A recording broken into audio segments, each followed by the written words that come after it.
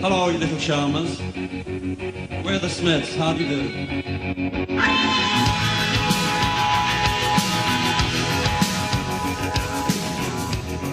They're the most important, intelligent, most idiosyncratically English and most sorely missed pop band of the 1980s. If you don't agree with that, you probably think they're the most miserable acts of the era. Each to their own.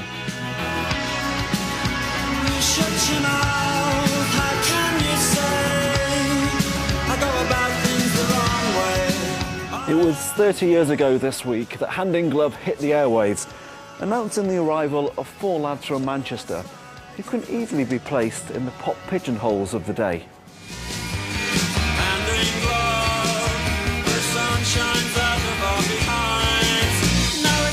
The Smiths produced 4 studio albums in as many years, crammed with 16 hit singles. Their music made you laugh, cry and think, and they left an indelible mark on a generation before taking a bow in 1987, leaving behind an exquisite corpse of words, images and sounds. For me, growing up in Manchester in the 1980s, the Smiths were my band. Morrissey was my idol.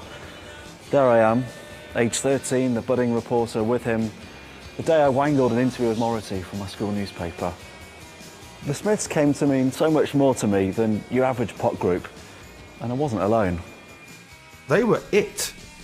They were as big and as important as the Jam and the Sex Pistols and the Beatles. It was just something really refreshing, really new, really simple and beautiful. You try to pass on good things to your kids, and a good thing to pass on is the Smiths music and what they stood for.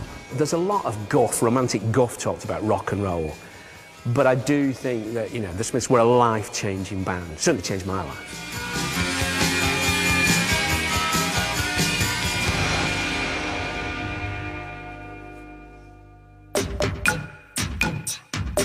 The Smiths were the product of a specific time and place.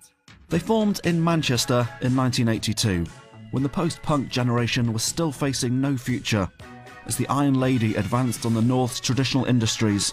Unemployment tops 3 million for the first time since the 1930s, and if that wasn't bad enough, Eurovision was the hot ticket in Harrogate that spring.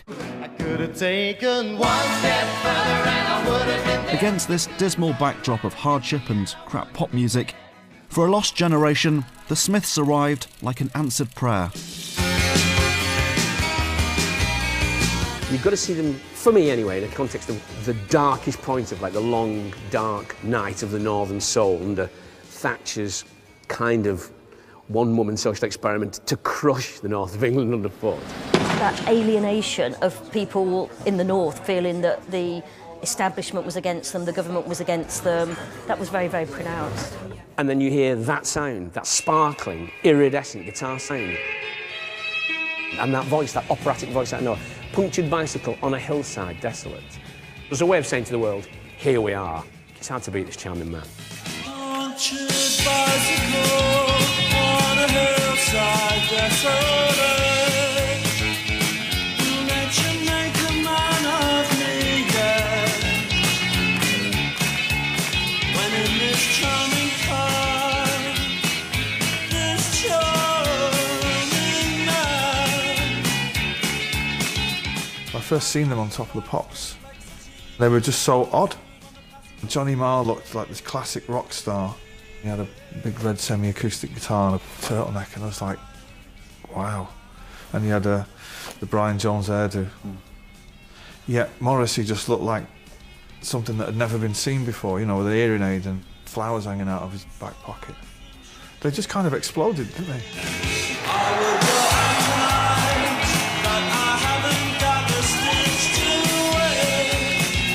The Smiths emerged into this uncertain arena that was early 80s Britain like a fully formed gang and invited you to join, to enter another world, their world.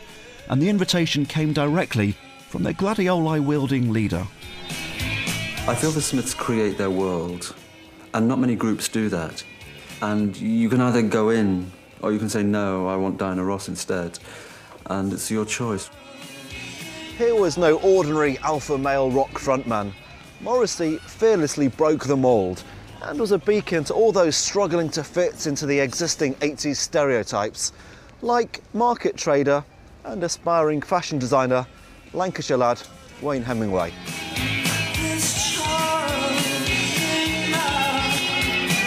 30 years ago, Camden Market, you were here with your first stall? Yeah, the first stall was just over there in the corner. It was a place where, you know, all the club culture from all around the UK and Europe would come here to buy their old DMs, to buy their second-hand long coats, to buy their National Health specs. The whole thing of the Morrissey look. This was the first time where the idea that you could wear your dad's and your mum's or your grandma's clothes and mix it with a bit of new and mix all these different decades and come up with something that was different.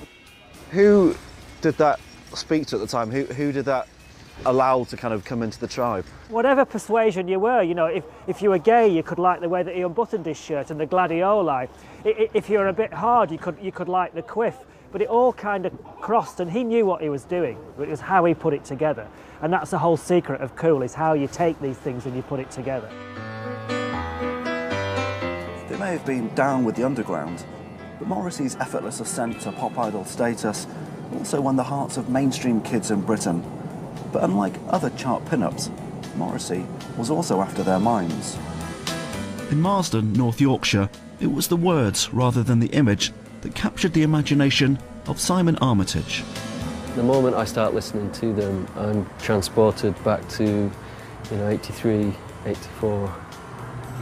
Did it speak to you and where you were in your life at that time? It absolutely did. I mean, I don't think I realised it then, but, it was the language. And I remember listening to Reel Around the Fountain, not quite sure what it was about, but thinking, nobody else is this smart. It's time the tale we're told of how you took a child and you made him old. It's such a peculiar song. It starts with a confession, almost an allegation, it's time the tale we're told. But then it develops into this slightly subversive celebration of, sexual awakening and a loss of innocence. 15 minutes with you, well, I wouldn't say no. And it's like a lot of the great Smiths songs, it's a fantasy, and it never actually happened. It's all about imagining what something would have been like. And on that level, it's hugely appealing to anybody who's ever felt any kind of loneliness or, that they're on the margin somewhere. The Smiths gave you a sense of you're not on your own. Well, it was like they were saying, you are on your own, but there's a lot of you out there. I dreaded sunny days, so I'll meet you at the cemetery gates. Keats and Yeats are on your side. A song like Cemetery Gates, in the hands of another band, would be a terrible, sort of morbid piece of work.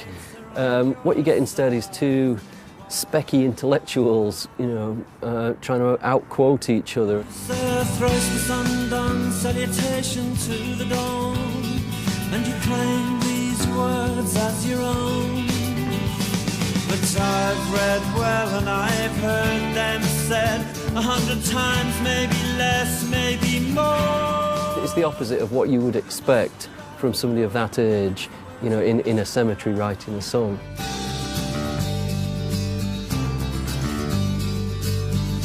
Morrissey's songs were packed with hidden meaning for fans to discover and debate, as his fantasy worlds collided with the very real world around him in post-industrial Manchester.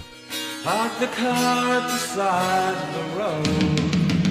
You should know time's tide will smother you. The North figured large in these songs, they're shot through with a sort of Manchester melodrama. These were lyrics just full of the details of everyday domestic life.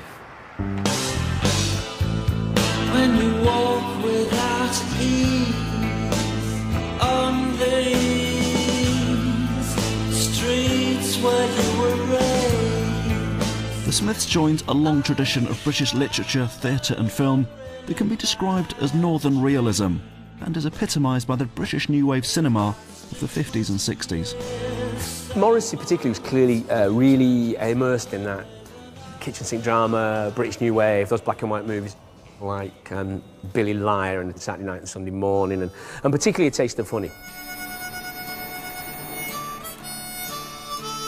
A Taste of Honey was first performed in 1958 and written by Salford playwright Sheila Delaney when she was just 18 years old. The film adaptation, starring Rita Tushingham, brought Delaney national recognition and won a raft of awards. Delaney's treatment of issues like race, gender and homosexuality, and simply her depiction of working-class northerners, was radical at the time. Dream of me? Dreamt of you last night. Fell out of bed twice. Ta-ra!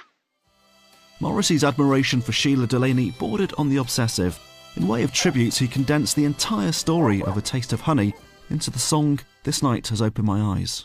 In a river the colour of lead, immerse the baby's head, wrap her up in the news of the world, dump her on a doorstep, go. I became very interested in film, about people in the north specifically, with their tail trapped in the door almost, trying to get out, trying to get on, trying to be somebody, trying to be seen. And I found that very appealing. The Smiths' identification with the grit of northern life gave them a harder, darker edge than their chart contemporaries, and regardless of where their songs turn up today, on movie soundtracks and even wedding vows, they'll forever be anchored in those Salford streets. They came from these streets and they sounded like it. They talked about, you know, the bleakness of it and the lack of opportunity sometimes and the miserableness of it. Yeah. But they also talked about the joy and, you know, and things. They made it beautiful, this place. This bleakly beautiful atmosphere infused all aspects of the Smiths, and it was visualised in their distinctive single and album covers, featuring images hand-picked by Morrissey himself. Joe Slee worked at Rough Trade Records and oversaw the design process. Basically, I would receive something like this. So it's effectively a very full diagram with notations of every single thing that he wanted, including the Pantone colours and the typeface and whether it was bold or italic. Is this normal for a band to send in this level of detail? Not in my experience. No. Morrissey had a kind of artistic vision that was really unique to him. The band themselves never appeared in their artwork. Taking the place of the standard group shot was a procession of moody photographic portraits. Bound together by their grainy duotoned colours and minimal use of text, the gallery of famous and not so famous faces, and the odd bum, were an intimate scrapbook of pin-ups Morrissey wanted to share with the world. The cover stars seem to fall into two camps. You have the kind of tough northern female sort of uber Coronation Street characters. Can you tell me what does it tell you? He had a fantasy of what northern realism was about and the real loving background that they portrayed, but I always had the feeling that he somehow hadn't had that. Mm. So there's a kind of nostalgia for something that perhaps was never really there. Oh, mother, I can feel. And with the male icons, you can say homoerotic if you want to, but for me there was more to it than that. And as I climb into an empty bed, oh well, enough said. It was about perhaps representative of who he longed to be, what was in his heart really. Mm. And that's another thing that makes them beautiful, I think, is that they're all about what Morrissey used to call his unusable heart.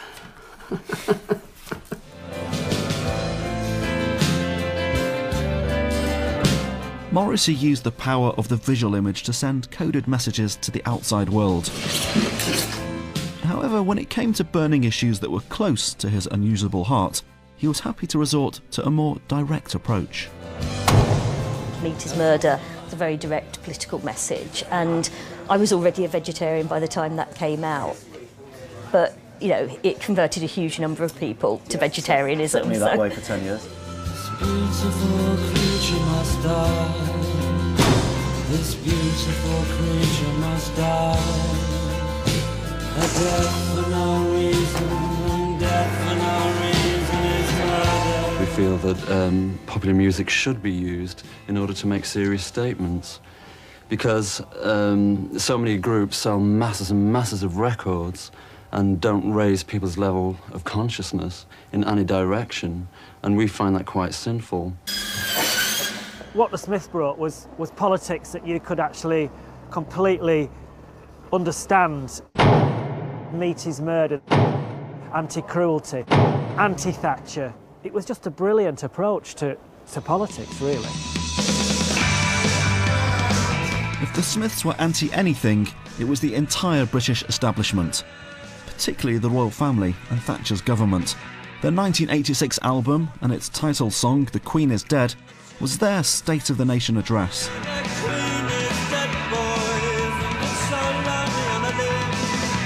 The Queen is Dead, I think musically is one of the most powerful songs and has got a real sort of anger bubbling below the surface. For a certain section of people, a certain generation of people, that did have a real impact.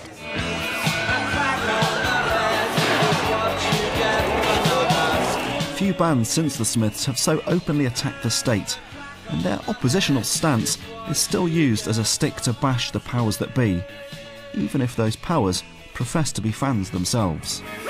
As someone who claims to be an avid fan of the Smiths, the Prime Minister will no doubt be rather upset this week to hear that both Morrissey and Johnny Marr have banned him from liking them. Oh. David Cameron purports to be a Smiths fan, but I'm very sceptical that he actually ever was. The Smiths are, of course, the archetypal student band. If he wins tomorrow night's vote, what songs does he think students will be listening to? Miserable Lie, I Don't Owe You Anything, or Heaven Knows I'm Miserable Now? I expect that if I turned up, I probably wouldn't get this charming man. And if I went with the Foreign Secretary, it'd probably be William, it was really nothing. Are you saying that you can't be right-wing like the Smiths? I think maybe some people just don't listen to the lyrics. You know, it's like there's a lot of Tories that like Eton Rifles and don't seem to realise that it's not, you know, their school theme song. The Smiths will always be remembered for courting controversy, but for many fans, Morrissey's political posturing, and even his literary lyrics, were mere dressing for the real art being produced by the band. My love of most things musical is strictly for the music. The shit going on around it, that's irrelevant to me. Morrissey was going on about poetry and vegetarianism, and, you know, Johnny was going on about the Rolling Stones and T-Rex and the Stooges, and I was like, yeah.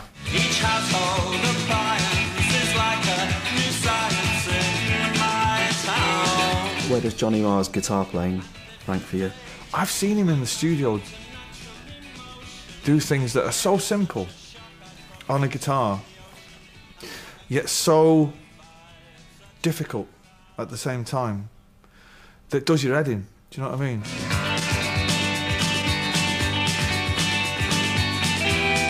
How hard is it to play like Johnny Marr? It's impossible, you can't. You know, if you're making a record and the producer's saying, try some of that Johnny Marr stuff, you better get on the phone and get him, because you can't do it. That's not him now, by the way. He invented the style which I'd never heard before. It's a true original.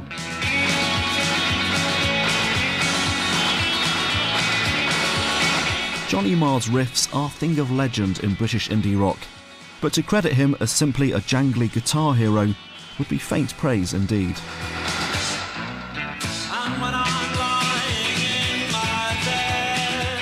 Marr is without doubt the absolute gel that binds each track together. He somehow uses the guitar like an orchestrator uses an orchestra. Classical conductor Charles Hazelwood was still a school choir boy when he recognised the sophistication in the Smiths' arrangements. So let's say you've got, you know, a strum semi-acoustic guitar, which definitely is a kind of binding agent. And then elements of lead just coming in and out, little bits of phrase picked out, the odd note, maybe a chord here and there, kind of shafts of different kinds of light being just exposed to the whole, just to add extra elements or qualities to point something up. It's a really, really brilliant and rare talent.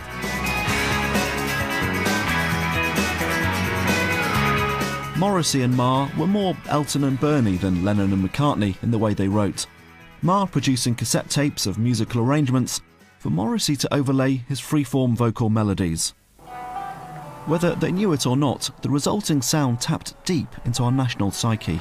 We're a melancholy race, we're quietly glum, but we're sort of quietly accepting. We've never had a revolution, after all. There's a kind of key element, I think, to the Smiths' kind of musical or harmonic or melodic style, which I think sums this up. Basically, that's a consonant chord, a basic chord in root position. Now there's an extra note you can add to it, which is that, which is a seventh. Now, either in its pure form like that or flattened, it's right at the heart of the blues. You know, it's the single most important kind of blue note in the blues, and it's sort of completely redolent of longing, of a sense of sort of dissatisfaction, which you don't find in a lot of other, you know, guitar-based songs. I mean, the Beatles were much less full of these kinds of chords than the Smiths.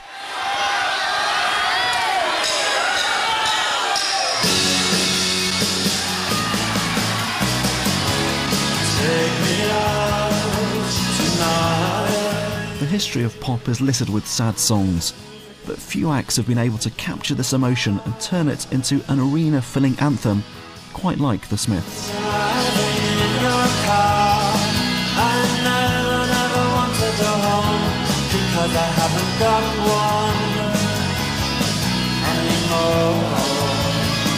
I wondered how many times people have either taped or burnt or downloaded or written out, you know, the lyrics to that song and sent it to somebody else. It's just a beautiful, brilliant, all-purpose, pro forma love song. Take me out tonight. The core kind of anthemic quality that comes in the chorus, the double-decker bus thing. It's that moment when you've been all these kind of slightly murky chords, yeah, all with a little bit of dirt in them, and then you get that little break. And if a double-decker bus crashes into us, to die by your side is such a heavenly way to die. Suddenly it's kind of like lovely primary colour, like a, you know, it's just a lovely phrase. Of course people are going to wrap their lungs around that, and we're all pulled together in this kind of, you know, this wonderful sense of mass sort of communal indulgence.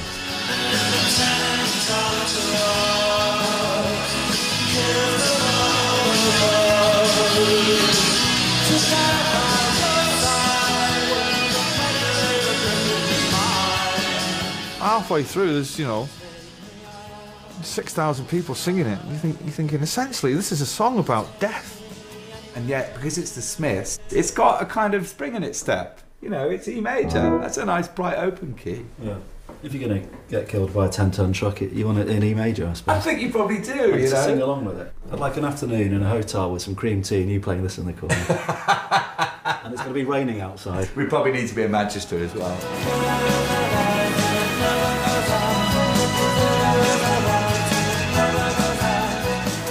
The universal appeal of the Smiths' hits travelled way beyond Manchester's city limits, as a fervent following spread amongst angst-ridden teens across the world.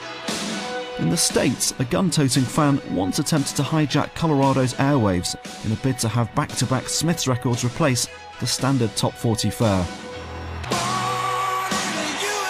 He didn't actually make it past reception at KRXY Radio in Denver, but the incident passed into legend.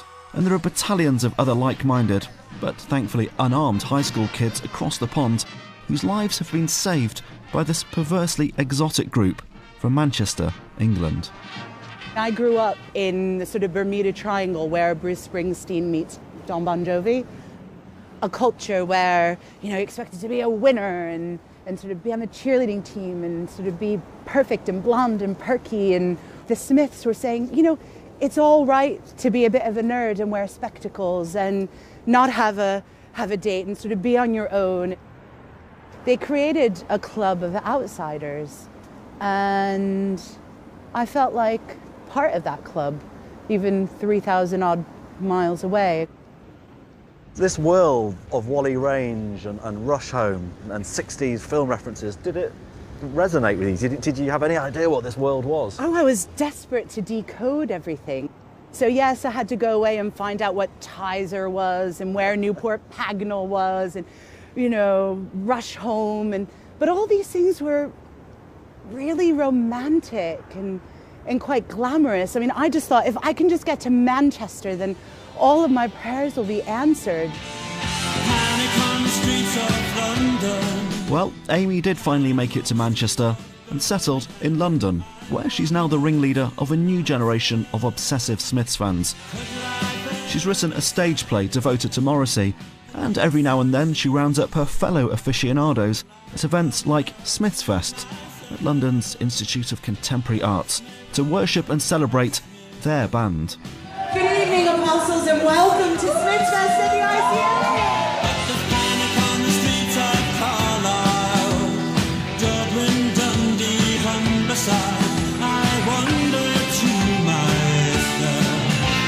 My mum was actually Morrissey's cleaner! This is inside Smiths Fest, a very bizarre gathering of people. You can have your photograph mocked up outside a Salford Lads Club, or your quiff resurrected. Hi. Hi. All right, let's give it a go. Burn down the disco, hang the blessed DJ. You are done, ready, and quiffed up. 20 years since I last had a quiff. How's it look? Hang the DJ, hang the DJ, hang the DJ. Hang the DJ, hang the DJ, hang the DJ. Can I have a round of applause for my necklace, please? Hang the DJ, hang the DJ. Hardly Salford Lads Club. But the Smiths are going to be imitated, analysed and celebrated in there until the small hours. If quiffing your hair up and dressing up like Morrissey isn't your bag, we can all celebrate that it was 30 years ago this weekend that the Smiths invited us into their achingly beautiful, melancholic, oppositional world. It's a light which will never go out. Sing me to sleep, sing me to sleep. I'm tired and I want to go to bed. Like all the great bands, it's not something that you can sum up in one nifty sentence and say it's because of that. It's impossible. So people like you spend 30 years trying, and they probably take another 30 years. We'll still come back to the same thing. They were just fucking great. Sing to me, I don't want to wake up on my own anymore. There isn't a room to the libertines like this anywhere in the world, is there? There isn't a room to Spandau Ballet anywhere in the world like this. I mean, there is, whatever you think of it, it gives you an idea of just what they meant to us. I mean, I was going to say them, but us. Deep in the cell of my heart, I really want to go. It's easy to sort of go, oh, this is a bit silly, but this is an expression of people's love for them, you know what I mean? You and I both know when we leave here, we can have a photo taken, aren't we? I said that's it, just the...